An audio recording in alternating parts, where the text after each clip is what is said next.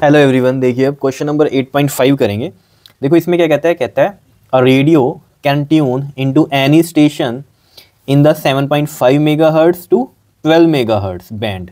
ठीक है, तो इसमें हम मान लेते हैं ये जो F1 है हमारे पास ये है 7.5 मेगाहर्ट्ज एंड इसमें जो F2 है हमारे पास वो है 12 megahertz. Clear. What is the corresponding wave length, तो आपको लैम्डा इसमें बताना है। ठीक है, तो लैम्डा का एक तरह से हम कहें कि इसमें भी बैंड की तरीके से ही हम बता देंगे, जैसे कि फ्रीक्वेंसी का था 7.5 मेगाहर्ट्ज से 12 मेगाहर्ट्ज तक। ठीक है, तो देखो ज़रा सॉल्यूशन में हम गए। अब यहाँ पर आपको पता है जो लैम्डा का फॉर्मूला होता है वो क्या होता है, सी अपॉन में एफ होता है। वेयर सी क्या है हमारे पास, स्पीड ऑफ इलेक्ट्रोमैग्नेटिक वेव। ठीक है, वो कितनी होती है हमारे पास 3 इंटू में 10 की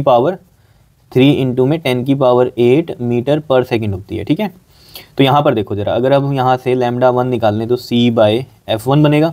तो यहाँ से देखो ज़रा सी कितना है हमारे पास 3 इंटू में 10 की पावर 8 एंड F1 कितना है 7.5 मेगा हर्ट्स है, तो 10 की पावर कितना हो जाएगा 6।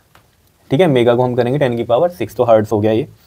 अब यहाँ पर देखो आप क्या कर सकते हो, ये 3 है। ठीक है, और ये बन जाएगा हमारे पास 10 की पावर 2, क्योंकि ये 6 है, -6 बनेगा तो 8 - 6 2 हो जाएगा। और ये 7.5 है ना, इसका पॉइंट हटाएंगे और 10 नीचे लगेगा, वो 10 मैं ऊपर लिख सकता हूँ बहुत अच्छे से, है ना।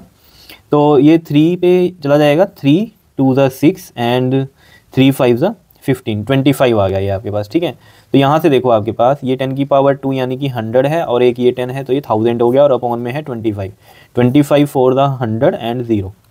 ठीक है, तो ये कितना आ गया आपके पास, ये आ गया 40 मीटर। तो लैम्डा 1 यहाँ से हमें पता चल गया कितना है, 40 मीटर है।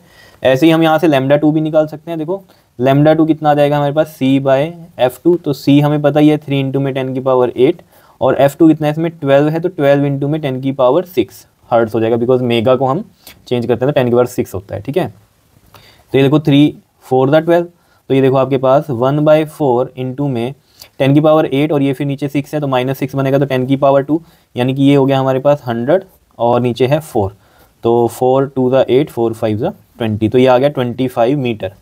तो लैम्डा 2 ये आ गया। तो हमारे पास जो रेंज आ गई, जो बैंड आ गया हमारे पास, ठीक है, तो हम यहाँ लिखेंगे वेवलेंथ, जो बैंड आएगा हमारे पास वो आएगा 25 मीटर टू 40 मीटर।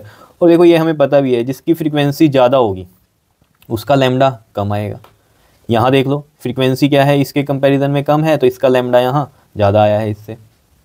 क्या इतनी बात समझ रहे हो, क्योंकि ये इन्वर्सिव पोर्शन होता है ना लैम्डा F2 के।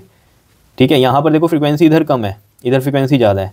ठीक है, फ्रीक्वेंसी इधर ज़्यादा है तो इसका लैम्डा कम आया और इसका लैम्डा इधर ज़्यादा है। इन्वर्सिव पोर्शन की कहानी है, तो हम लिख देंगे इस तरीके से अपना आंसर कि 25 मीटर टू 40 मीटर की वेवलेंथ का बैंड है।